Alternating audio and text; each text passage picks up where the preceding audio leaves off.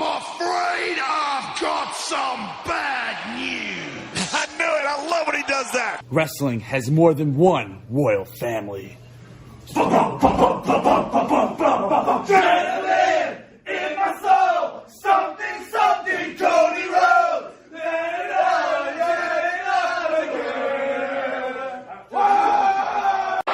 I'm the tribal chief around here. Yeah, you see me, the tribal chief.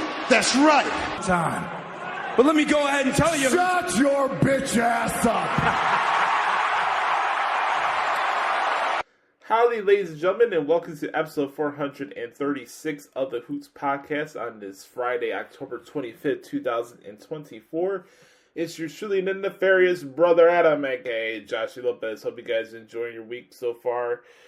On the road to Crown Royal, which will be taking place next Saturday, live from Riyadh, Saudi Arabia, or Jeddah. I'm not sure which one it is this time, but I think it's Riyadh this time. Got a couple big matches already announced for that PLE. Speaking of PLEs, we got one coming up this Sunday. It's NXT Halloween Havoc from the Giant Center in Hershey, Pennsylvania. We'll be talking about that PLE a little later on in the podcast this week. Welcome to the show. As I said, everybody, it is your truly nefarious brother Adam, aka Joshie Lopez. Please do me a favor and follow your truly on X at the Hoots Podcast. Pretty simple ordeal there. I'm on Instagram at Josh Lopez Music. If you want to see me do any of my guitar covers, make sure to follow along my work, my main work, which is the play-by-play transcripts that I share on WrestlingHeadlines.com under the results section. And I'll also say, don't forget, if you're watching us on YouTube, two very important things. Make sure to smash the like and subscribe button. Helps expand the reach of the show, and I appreciate the support for those who continue to listen to this podcast each and every single week. It really does mean a lot to me, and we're just about a little over 370,000 downloads away from getting to 2 million overall for the podcast, which is just insane to think about. But I appreciate the support. There's been a lot of stuff to juggle these past couple of weeks, and it's just it's very I'm in a very interesting time period in my life right now, and it's a thing that I have to remind myself to just like control what you can control. I feel like I'm feeling differing opinions on different topics and situations every single day. What I should do, what I should not do, altering timetables and stuff like that, and it just really has taught me this week that you need to stick to your convictions, and you gotta have that discipline to be like, I'm sticking through my decisions, but besides that, this is a lot of stuff going on. I think probably either this time next week or the week after, I think this house is going to be sold, which is cool. I know this is something that the family's been wanting to get done, so I'm glad to hear that. We're heading into November, obviously. We got Halloween right around the corner. And I'm just really, right now, just mentally preparing myself for what this last month in Chicago is going to be like. So,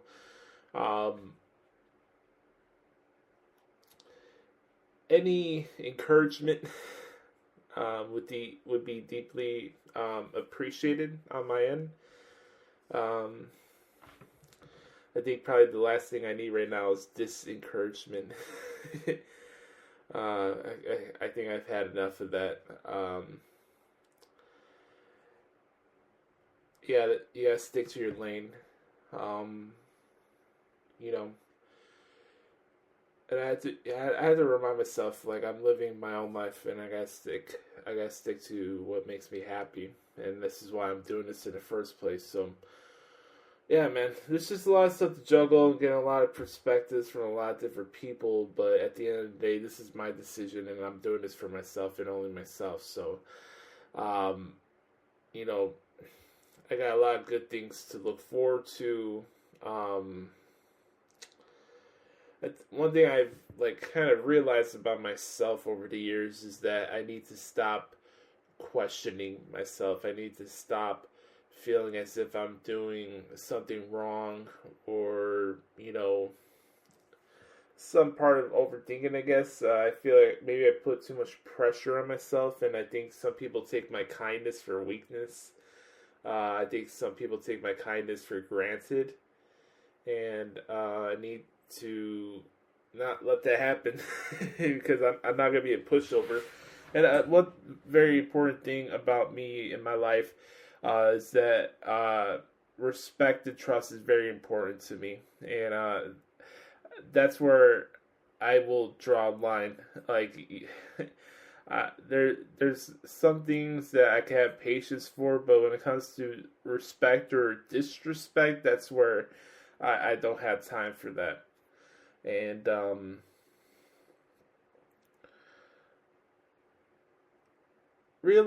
trying to figure out what this next chapter of my life is going to look like has been very eye-opening, because it's something that I've had to juggle within myself. Like, what do I really want for this? What do I want it to look like? Forget all this extra, what if this happens, or what if that happens? If my mother had balls, she'd be my father. If she doesn't, I'm not a person who deals with what ifs. I deal with absolutes. And if, let's say in the scenario, right, if a curveball were to happen, I gotta face it as it happens. I can't live my life with this insecurity or this paranoia of what if this happens and what if that happens. Guess what? Life is going to happen. I'm sure something will fall out. I'm sure something will throw me for a curve. And I've been dealing with that for the last 2 years. Adapting, trying to adjust when things are out of your control. Not getting what you want out of yourself and your life. It's a lot to juggle. So, like I said, any positive encouragement would be deeply appreciated, because I haven't really been getting it a lot. So I would appreciate it from you guys. So, anyways, I've been seeing a lot of discourse amongst the wrestling community this past couple of weeks. It's been going on for a couple months. I really haven't had time to really comment on it. I made a conscious effort a couple months ago that I was going to stop interacting as much on Twitter. Not do as much live tweeting as I used to, and also kind of stray away from the AEW discourse, because that is just something that I don't want to be part of. That's energy that I don't need, and it's just a waste of time. So, look. I'm not naive. I'm not blind to what's going on right now. I think it's relatively funny that a lot of the same people that I would call out, not in a bad way, but I've in a lot of ways have felt in ways that I have to be like a wrestling media auditor, because there's just a lot of people that like to flap their gums and act as if their shit don't stink. And don't apply any context to the takes that they dish out. And I feel like I have a right to call that out, because I'm very important on making sure we're doing right by the wrestling fans. You and I don't have to agree on the wrestling take, and I'm perfectly fine with that. But at the end of the day, we have to remind ourselves why we're watching this stuff. And I think we've lost the plot on that question. Especially when it comes to wrestling media creation. And being a content creator, as I've been for the last 11 to 12 years, I've seen a lot of people come and go. There's people amongst the community that I appreciate, and I admire their work ethic and stuff like that. Like, I look at like the people who do like live stream reactions, like Wheezy. Her name's I think her name's Alexis, but Wheezy out of Indiana, awesome chick. I feel like, in a way, when I listen or watch her videos or her reactions to certain things, like kind of reminds me a little bit of myself in a way.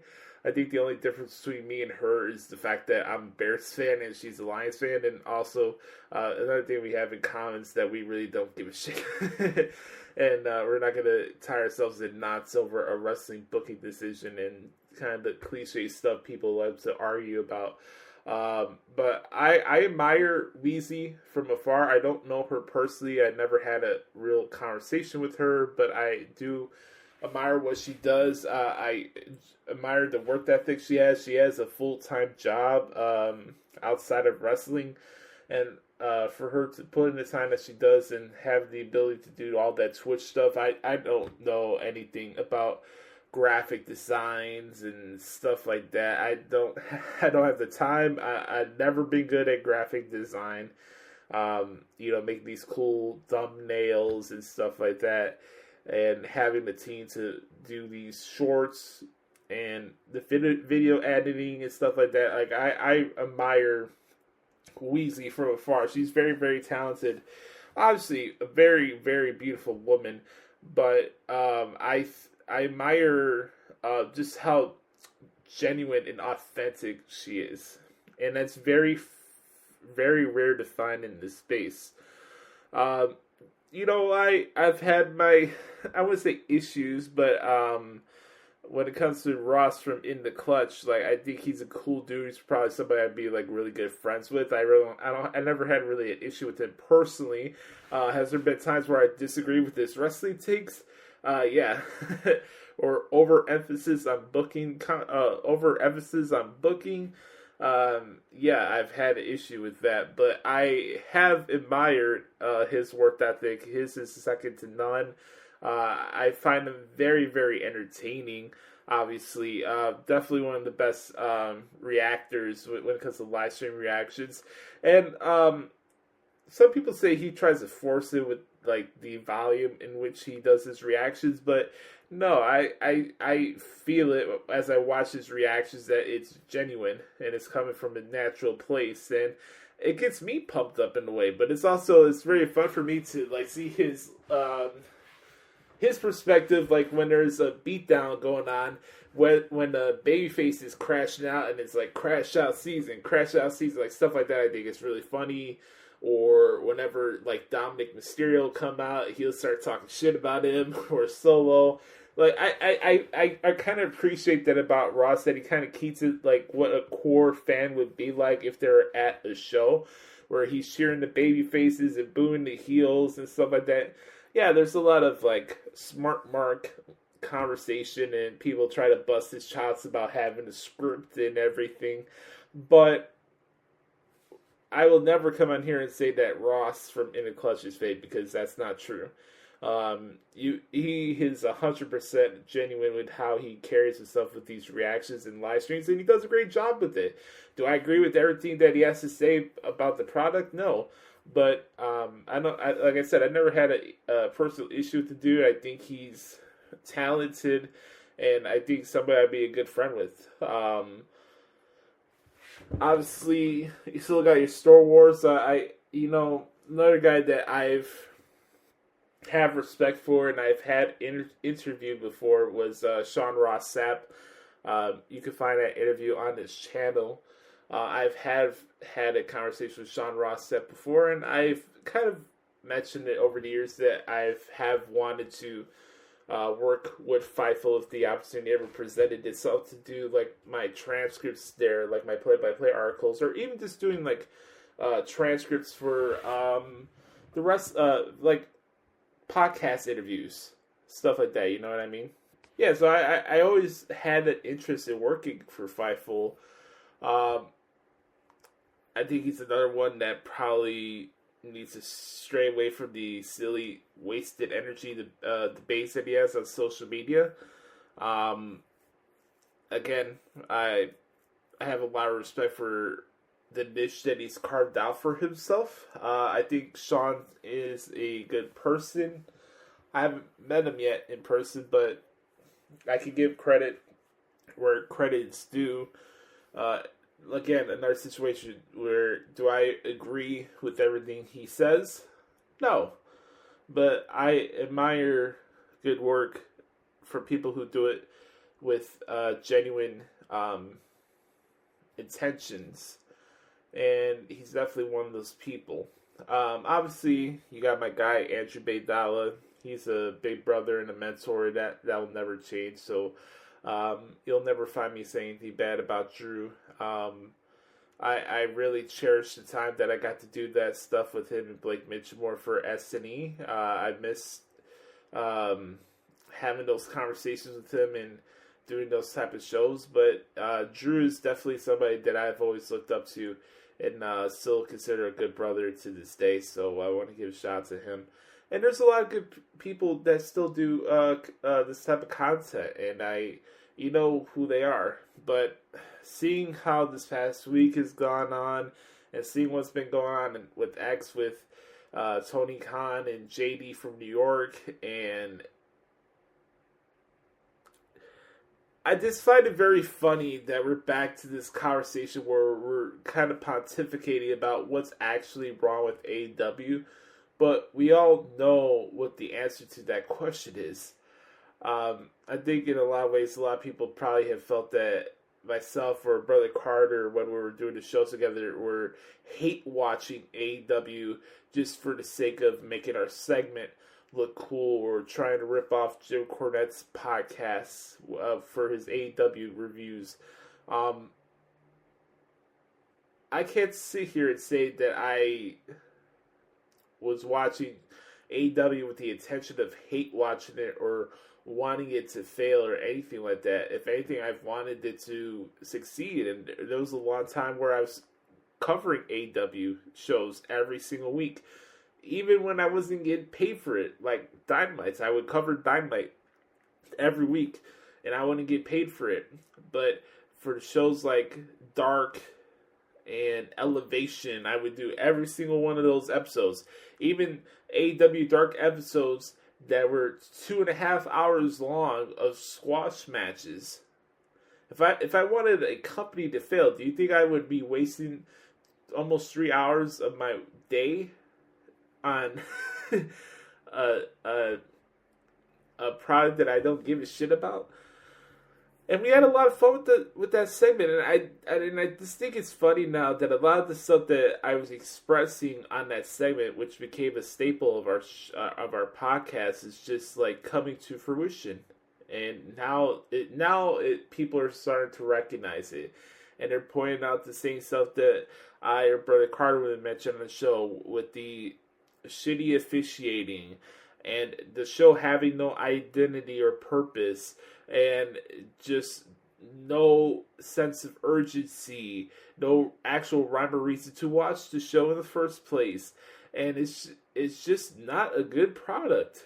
And the question still stands today. What is so elite about All Elite Wrestling? What makes your wrestling so superior to everybody else when you're practically just ripping off anything you can see from New Japan or your favorite local independent promotion? What's unique about it outside of it being a dirt sheet vanity project for IWC marks and Reddit marks? You know, like, what's the purpose and identity for AEW? And it's a real shame where they are. A lot of pontifications, a lot of hyperbole about, oh, this talent going to come in and it's going to be a game changer. Mercedes Moné in AEW has been a flop. Okada has been watered down in AEW. FTR is just whistling in the wind in AEW. They're just stuck on Collision, and they're doing next to shit. And this was a popular act a couple years ago, and I can understand trying to be part of something that builds something from the ground up and make it sustainable, but FTR has become completely irrelevant in 2024. I hate to say that, but it's true. I decided that I wanted to stop doing the What the Hell is Wrong with AEW segment because I just thought it was defeating the purpose. I felt like I was just repeating myself each week. And I'm like, okay,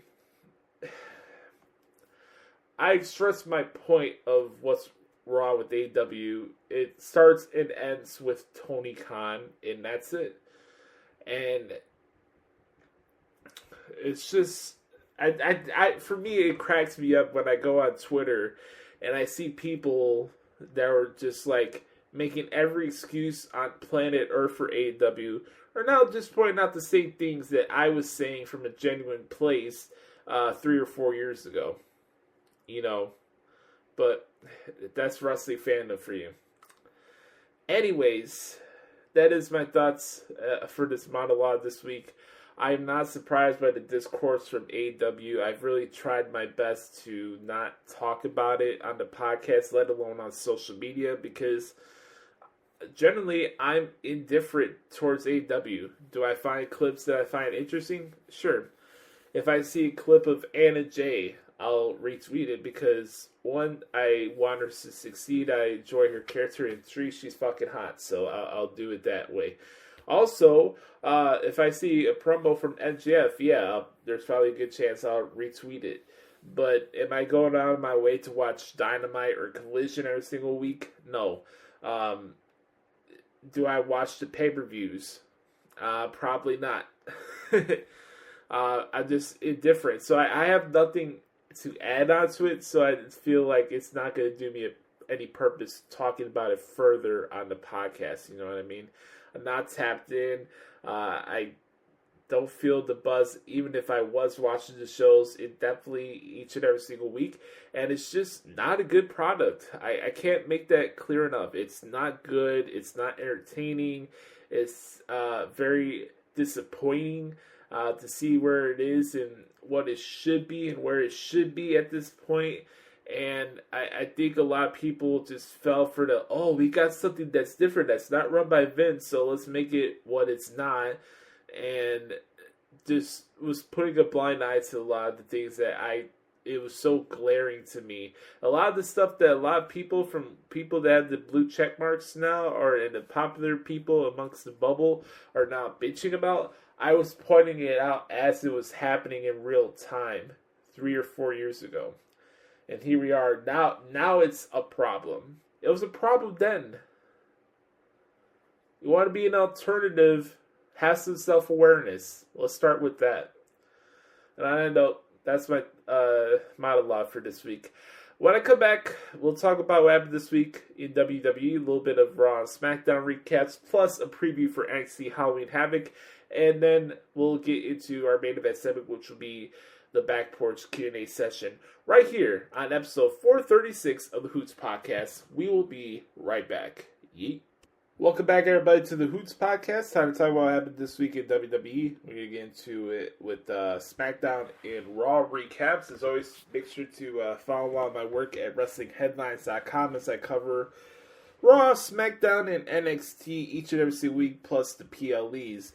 Don't forget, like I mentioned, we have Halloween Havoc coming up on Sunday. I'll be talking about that in the back end of this segment, but let's start off with what we had for SmackDown last week from Columbia, South Carolina, which was a big crowd of all big crowds. The big question was, will Roman Reigns acknowledge Solo Sikoa? The show kicked off with a segment with the Bloodline and Jey Uso. Jey came out and he basically had a conversation with his little brother. And he's like, I'm not out here to fight you because at the end of the day, I still care about you. You're still my little brother. And he's like, he's trying to like trying to get in the same wavelength with Soul. Like, think about what you're doing to the family. And he's like, fighting over the Ulafala is not it, and that you have to earn that right. But he's like he's trying to convey with him, like, do not divide the family. And so it's like, he's not trying to divide the family, he's trying to unite it. And he's like, then he gets support, he's like, don't call me your little brother, I'm your tribal chief. Solo wants Jay to acknowledge him.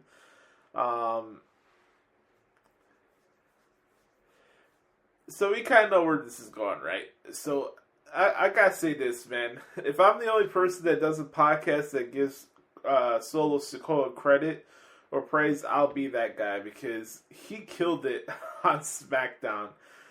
He was fantastic, not only in this segment, but what happened towards the end, and then what happened on Monday. Solo Sikoa is fantastic. I don't give a shit what anybody says. That guy is fantastic. So I enjoyed that. That kicked off the show. On Friday, we had a slew of triple threat number one contenders matches for the WWE Tag Team titles.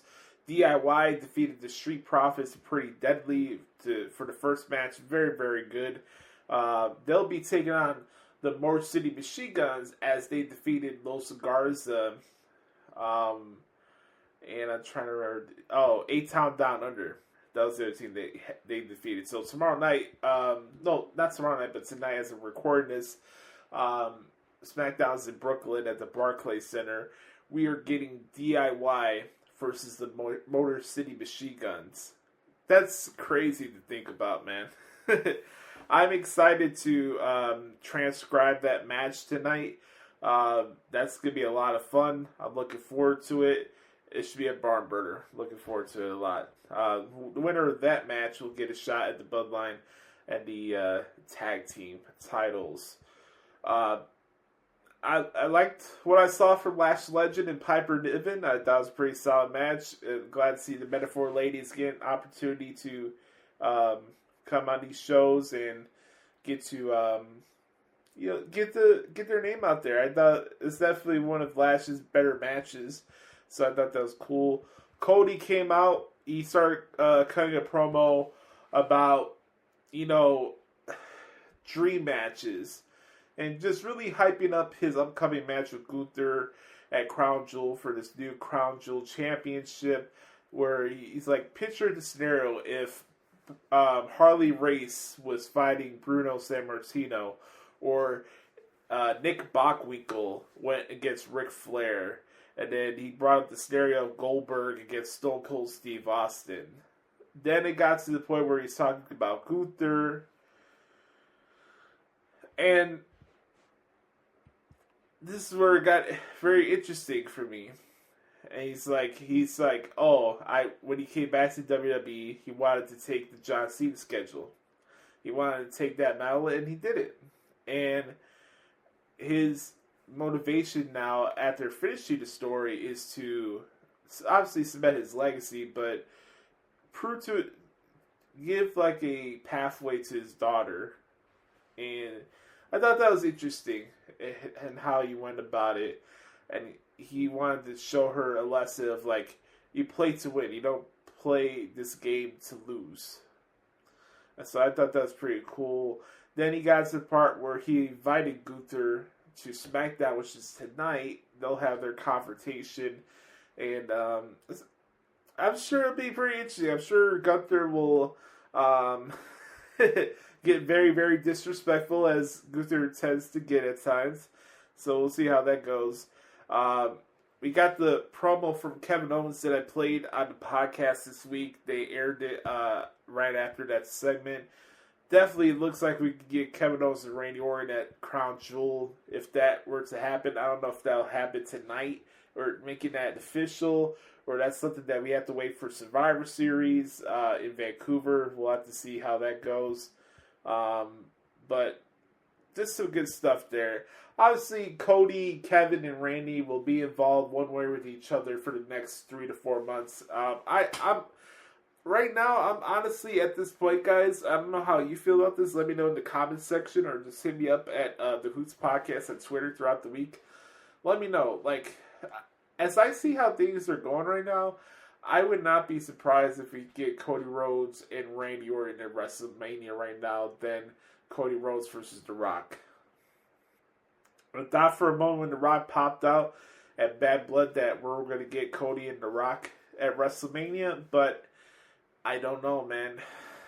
I don't know. That's the interesting thing. Maybe it's something where Cody feuds with Kevin for the rest of the year, and maybe it ends at the Royal Rumble, and that's where The Rock comes out. Does The Rock win the Royal Rumble next year? Man, so many questions.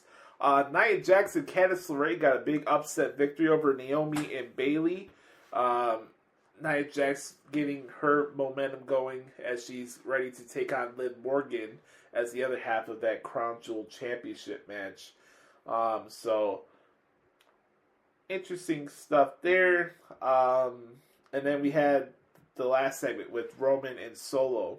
And Roman's like, alright, this is what you want? You want me to acknowledge you? Fine, I'll acknowledge you. And of course, Solo's like, that's not good enough.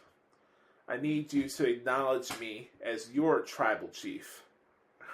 Or else. And Roman got one of his signature moments where he gets like super pissed and he like screams really loud, or else what? I thought that was pretty cool. It was just a good segment. And then, he's like, this is where Solo was in his bag on last Friday. He's like, look at you, there he is, I knew it. You never change. You always wanted this. Since you never changed, I'll never change either. Out comes the Bloodline. They laid out Jimmy Uso in the backstage area before they brought him out to the arena. And just all hell starts breaking loose, and the Bloodline wipes out Roman to wrap up the show. But all in all, despite a very, very mid crowd in Columbia, South Carolina, I enjoyed SmackDown. I thought it was a pretty solid show. Curious to see what happens tonight. Obviously, with the Cody and Gunther segment, I'm sure we'll get some development with Roman and Solo and stuff like that. But of course, we got DIY against the Street Profits. Plus, we got Andrade and Carmelo, match number 7. LA Knight will be the special guest referee in that match, and the winner in that match will become the number 1 contender for the United States Championship. So, I think we're in for a couple barn burners tonight, so no problem with that at all. Then we flip the script towards Monday Night Raw from Philly at the Wells Fargo Center. First live WWE television in Philly since WrestleMania. We had the return of Lillian Garcia. Some very unfortunate news this week with Samantha Irvin deciding to, I guess, resign from WWE. I think she wanted to pursue some other things, and she decided to leave. So I'll go Samantha.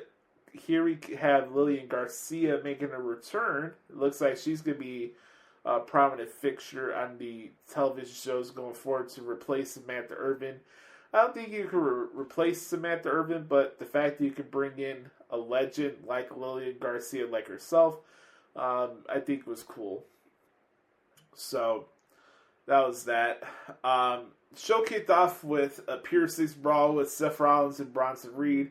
Monday Night Raw is unhinged. I just gotta say it. Raw is unhinged. It doesn't matter if it's 2 hours, 3 hours. It's just a show that's just pure anarchy from start to finish. We got Donnie Brooks. We got brouhahas. We got after-birth brawls. We got everything that you want. This show is such a crash out, promo-wise and brawl-wise, literally. And it's fun to watch. Seeing Seth Rollins and Bronson Reed, they're fighting each other all across the night to the point where Adam Pearce finally makes the match official with Seth Rollins and Bronson Reed for Crown Jewel. That is going to be a dope match. And I knew by looking at how the advertisement for Raw was going to be, it was going to be one of those things where you see Adam Pearce say to himself, man, I need a drink.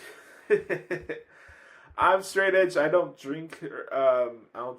So I never got to that point for myself where like I feel like I need a drink to get my mind off of stuff. But I feel bad for Adam Pearce because I can understand it when like he would have the segments with Chelsea Green or whatever, and he'd be like annoyed with her Karen stuff with her gimmick, and he's like, I need a drink. But all the stuff that they had to deal with Punk and McIntyre and the Judgment Day and just brawls after brawls, you can understand why Adam Pearce is always like annoyed. Poor guy, man. Hey, it is what it is. C'est la vie. Other takeaways from Raw, from my point of view, I think we're counting down the days until like Xavier Woods turns on Kofi Kingston. I think the New Day will be splitting up soon.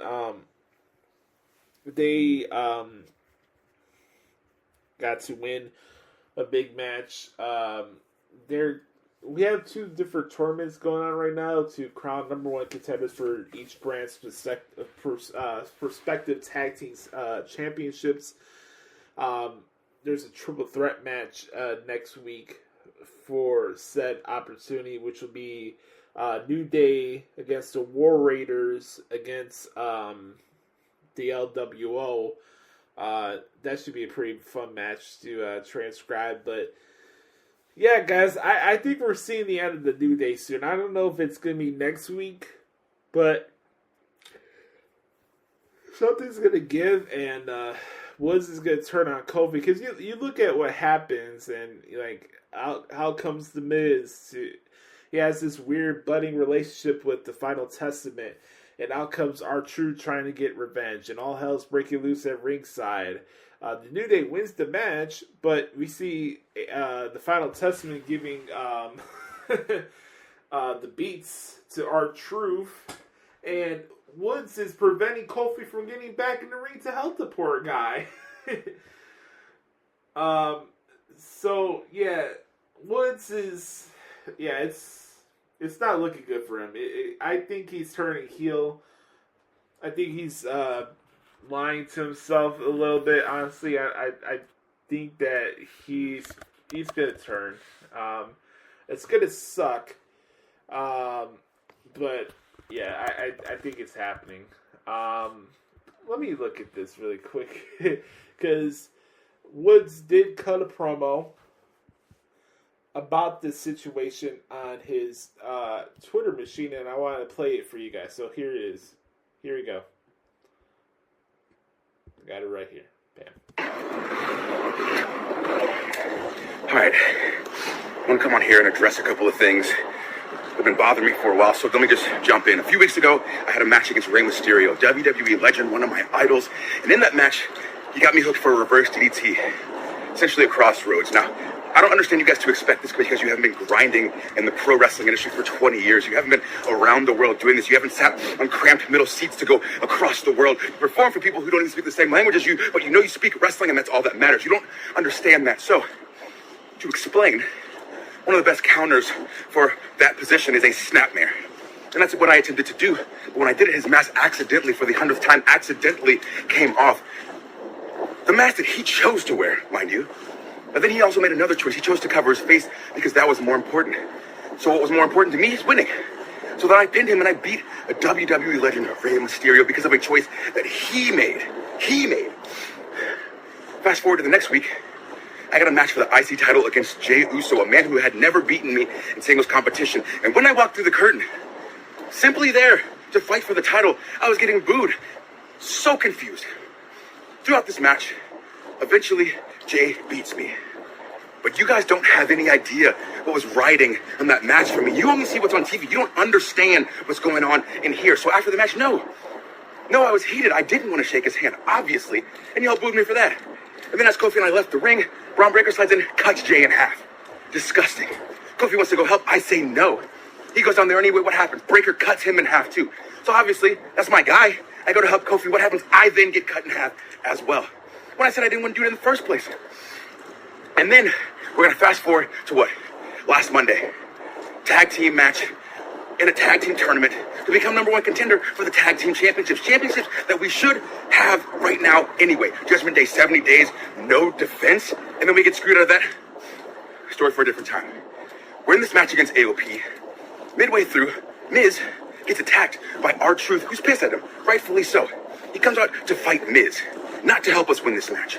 But in doing so, we end up winning the match because of this distraction. We celebrate with Truth, and we leave the ring because we know that there's 6 ops out there. It doesn't make any sense to stay. Truth, who clearly had no plan in the first place, stayed, and as he's getting trounced, Kofi says, let's go help him. Just like we did with Jay. And what happened after that? We got cut in half by Breaker. There's 6 Final Testament members in there.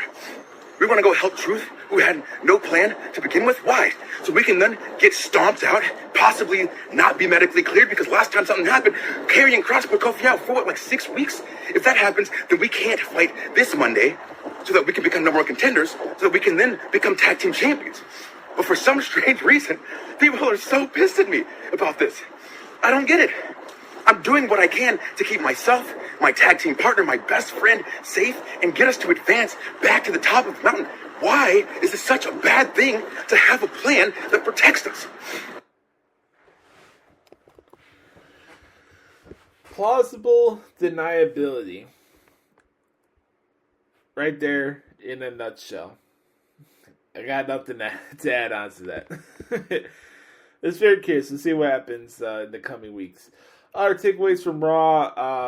I was glad to see they get Raquel a little bit of a chance to cut a promo and explain her actions. Her and Liv Morgan defeated Damage Control. Damage Control won via disqualification.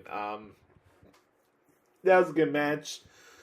This feud with Rhea Ripley and Liv Morgan seems to continue on. I don't know if this is going to end at War Games, if this is going to be the female War Games where it's like Rhea Ripley and Damage Control and some other people against Liv Morgan and Raquel Rodriguez and her squad. I think something's going to give, because either Rhea Ripley and Liv Morgan end at Saturday night's main event or the first Raw on Netflix, but this feud is going to end sometime soon. But yeah, let's continue on. The Creed brothers lost to Rey Mysterio and Dragon Lee in the other number one contenders match, as I mentioned earlier. We had Gunther having a backstage interview with Kathy Kelly, and he's like, he doesn't understand why Cody always has to drag his personal friends into business matters. He must love the drama. He's a fantastic champion, but let's be honest, he's not on Gunther's level. Everything he touches turns into gold. He'll be in Brooklyn this Friday at SmackDown. Damian Priest joins the conversation. Priest wants to remind Gunther that he's coming back for the World Heavyweight Championship. He's not looking for a handout. He'll earn this opportunity. Damian tells Gunther to handle his business at Crown Jewel because he'll have a major problem with him on the other side. Then we get to the main event with Jey Uso and Braun Breaker for the Intercontinental Championship. Now, I decided to go with the title of this week's episode called Decisions. And decisions pertaining a lot of stuff in wrestling. And I made the decision, pun intended, to call this episode Decisions because Jay's decision to go to SmackDown to confront the Bloodline in the first place was his first mistake. Then, egging it on and trying to upstage Solo was not going to end well for him. Then we get to Monday, and out comes the Bloodline. It's in the middle of Jay and Braun Breaker. They have good chemistry. They put on good matches together. This was a good main event. And out comes Solo and Jacob. Then, So's like, hey man, look at me. I got my tickets. You know, I could be here. I got tickets. And then Jay, I think they do a spot on the outside, and out comes G.O.D. They're trying to hype up Jay from the other side of the barrier. And Jay decides to attack G.O.D. and that pisses off Solo. Solo decides to jump over the barrier. They start arguing with each other. He's like, what are you doing? And he's like, I'm trying to help you. No, I don't need your help, Oos. and they're going back and forth. They're bickering with each other. Braun Breaker decides to spear Solo in half. Jay got out of the way, and then we get to what a lot of people have been talking about this week: the stare down with Braun Breaker and Jacob Fatu. Holy shit, man!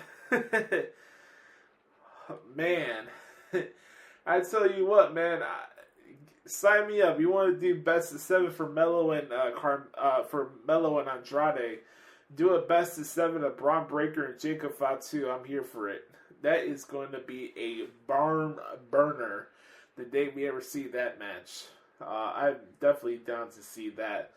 But a lot of shenanigans on the outside, and it goes back to why I called this week's episode Decisions. Because decisions, yeah, you have both sides of the table. You make a decision and you could follow through and see it through.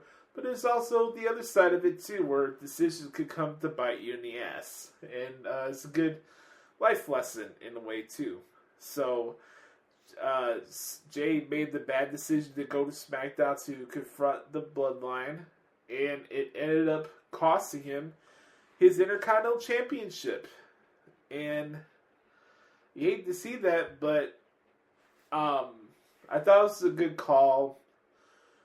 It's for obvious reasons. And if this gets us closer to the Bloodline, the original Bloodline reuniting with each other, I'm here for it. So we'll see how that goes. Anyways, that is Raw this week.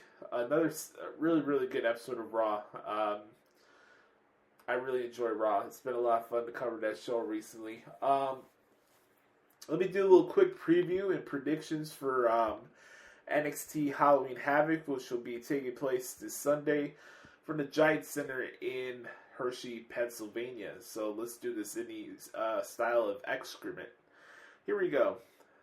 I'll be live from the Giant Center in Hershey, Pennsylvania. It's NXT Halloween Havoc 2024. Here's your matches first. A spin the wheel, make the deal, Spirit Choice match for the NXT Women's North American Championship. As the champion, Kalani Jordan takes on one member of Fatal Influence. Next, we have Andre Chase against Rich Holland in an ambulance match. From there, a special tag team match pits NXT Women's Champion Roxanne Perez and Cora Jade taking on highly touted performers Julia and Stephanie Vaquer. Next, a spin the wheel, make the deal, TLS Tables, Ladders, and Scare match for the NXT North American Championship. It's the Don of NXT, Tony D'Angelo, taking on Alba Femi. The only way you can win this match is by pinfall. And the main event for the NXT Championship is a Devil's Playground match as the champion Trick Williams taking on All Ego Ethan Page. More matches to be announced. Make sure to follow Shawn Michaels at Twitter at Shawn Michaels and get all your tickets right now at www.com/tickets. Yeet.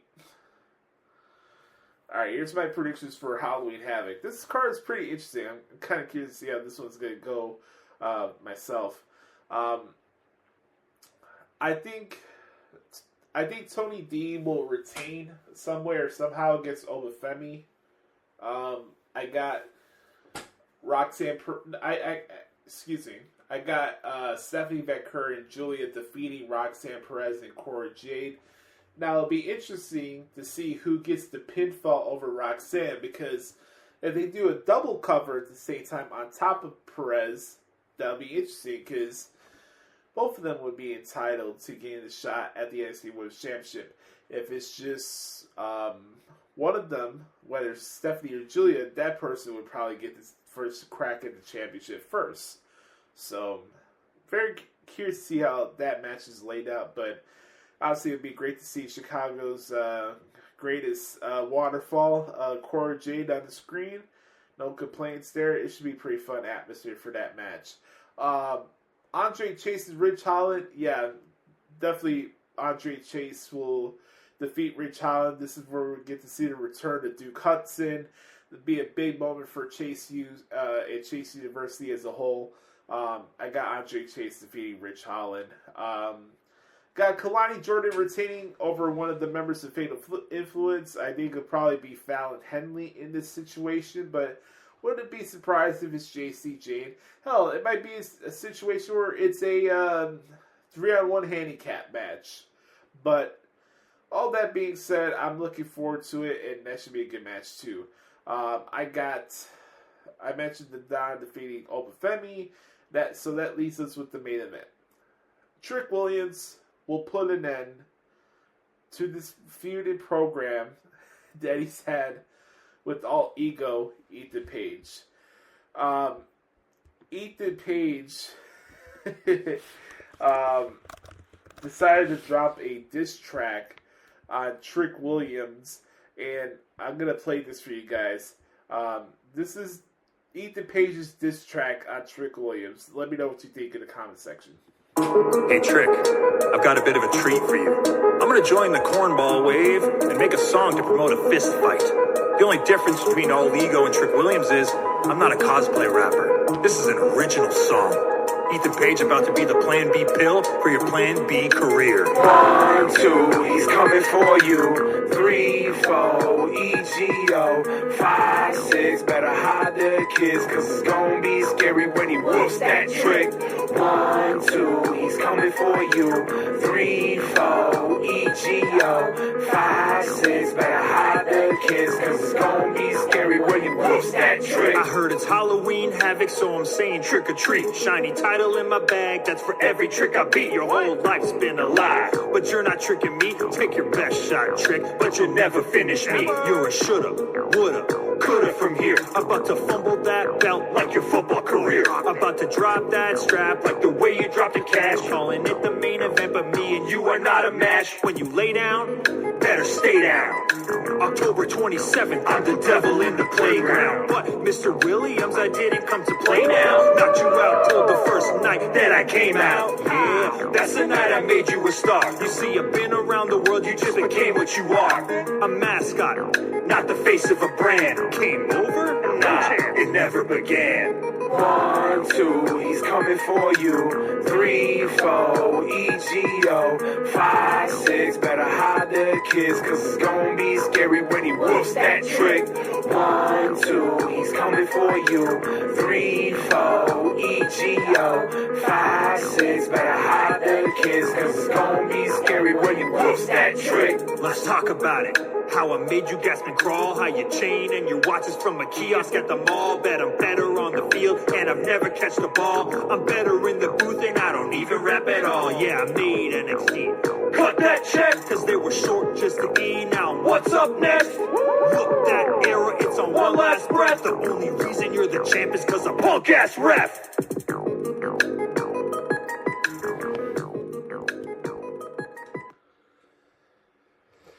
Ethan Page then went on to defeat Trick Williams for the NXT title following his historic victory. And success in this very music video, all wrestlers stopped making corny songs and videos to promote their violent matches out of respect to All Ego Ethan Page. Sexy Red even stopped making music after hearing Ethan Page and Val perform this classic tune, which was written by Val because Ethan has children and couldn't even believe he spent his time on this. Make sure to watch Halloween Havoc, October 27, 2024, only on Peacock.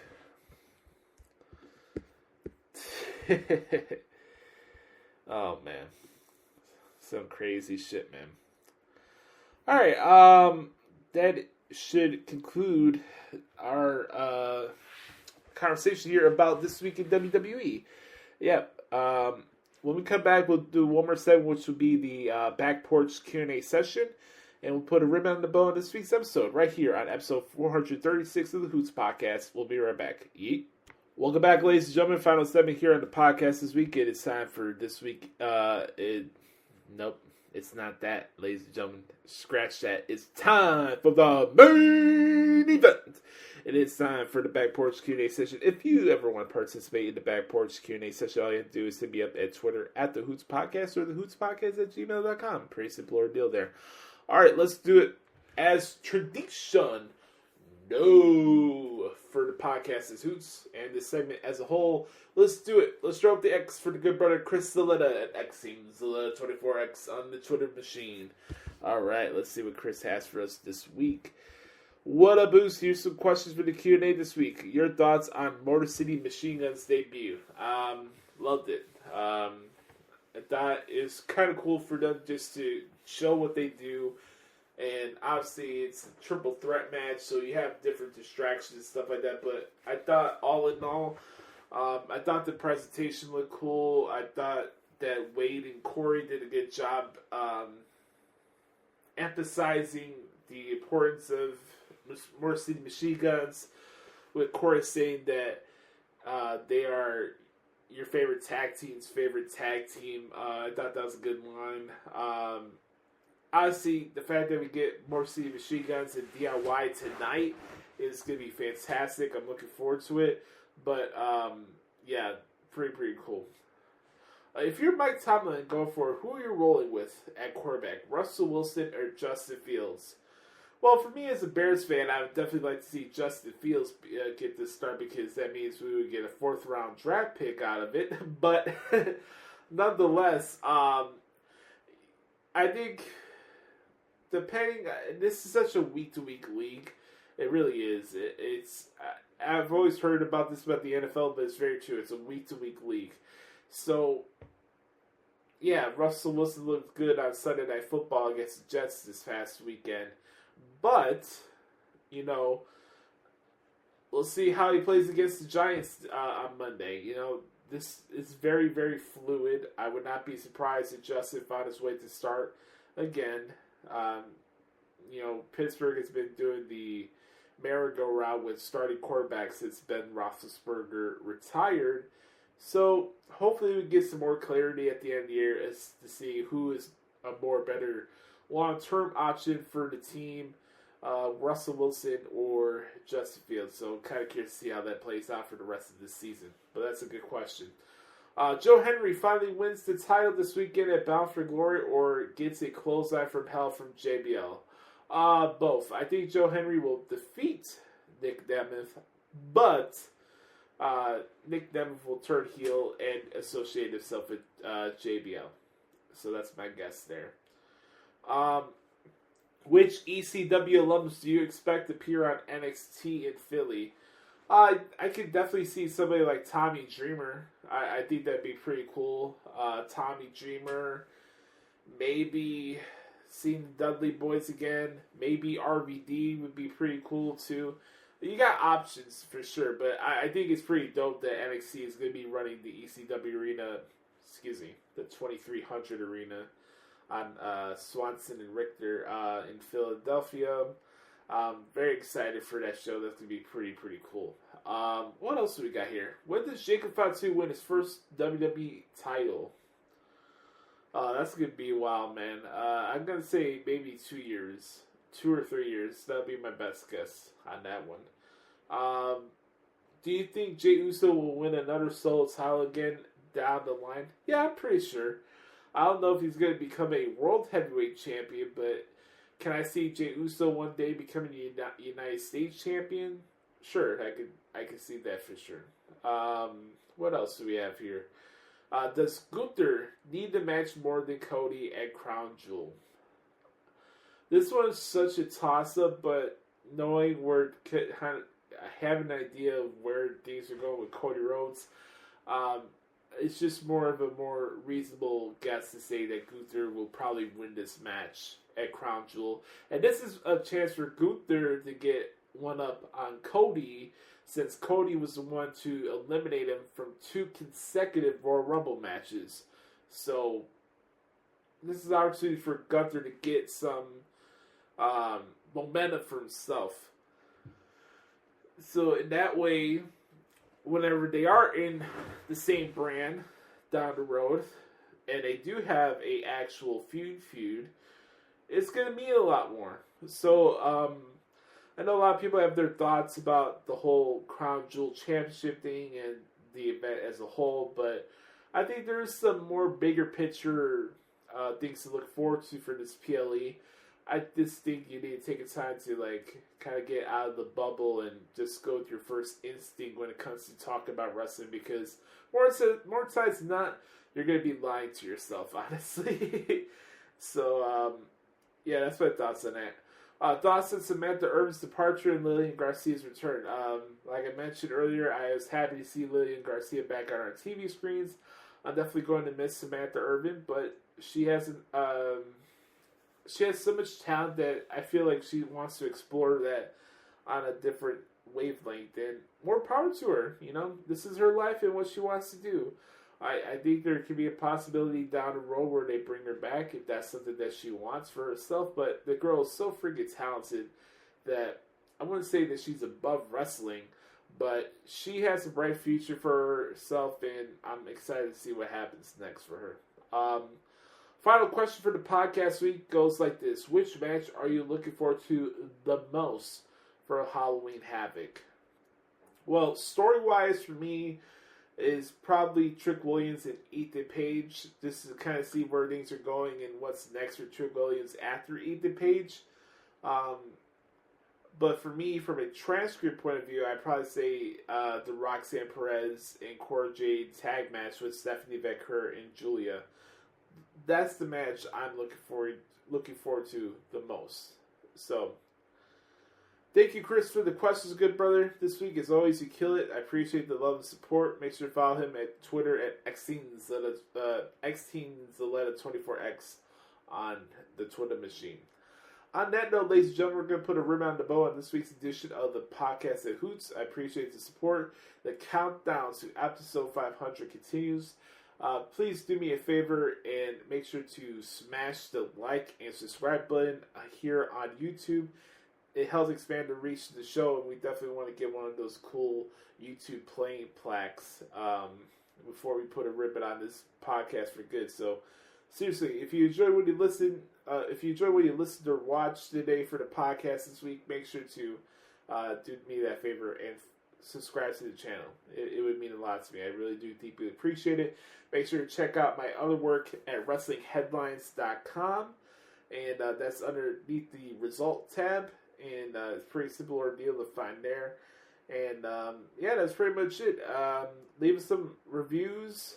Let us know what you like and dislike. Hit me up in the comments section. Anything that took away, any takeaways you had from the podcast. Also, any things that stood out to you, good, bad, and different that maybe I didn't discuss on the podcast this week. I'd love to hear from you guys.